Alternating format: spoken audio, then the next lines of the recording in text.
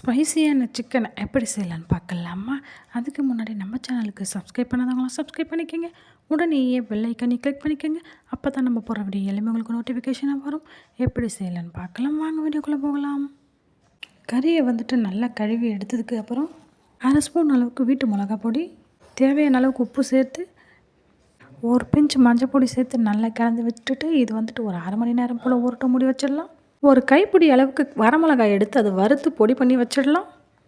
இப்போ ஸ்டார்ட் பண்ணலாம். ஒரு கடாயில் எண்ணெய் ஊற்றி 10 சின்ன வெங்காயம் 2 பெரிய வெங்காயம் போட்டு நல்லா வதக்கி விட்டுடலாம். இது கோல்டன் ப்ரௌனிஷ் கலரில் வர வரைக்கும் வதக்கி விடலாம். தேவையான அளவுக்கு கருவேப்பிலை போட்டு நல்லா வதக்கி விடலாம்.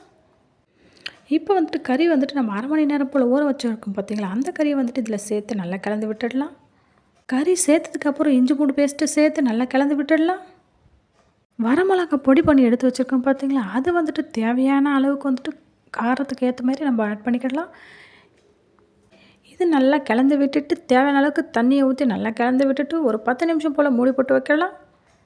இது நல்லா கொதிக்கிற சமயத்தில் நல்லா கிண்டி விட்டுட்டு திரும்பவும் மூடி போட்டு ஒரு 5 நிமிஷம் போல் அடுப்பு லோ ஃப்ளேமில் வச்சுட்டு வைக்கலாம். இறக்குற சமயத்தில் 1/4 அளவுக்கு எலுமிச்சை ஜூஸ் ஆட் பண்ணிக்கலாம். சூப்பரான ஸ்பைசி சிக்கன் ரெடி ஆகிடுச்சு. இந்த வீடியோ உங்களுக்கு பிடிச்சிருக்குன்னு நினைக்கிறேன். பிடிச்சிருந்தா லைக் அண்ட் ஷேர் பண்ணுங்கள், கமெண்ட் பண்ணுங்கள், சப்ஸ்கிரைப் பண்ணுங்கள்.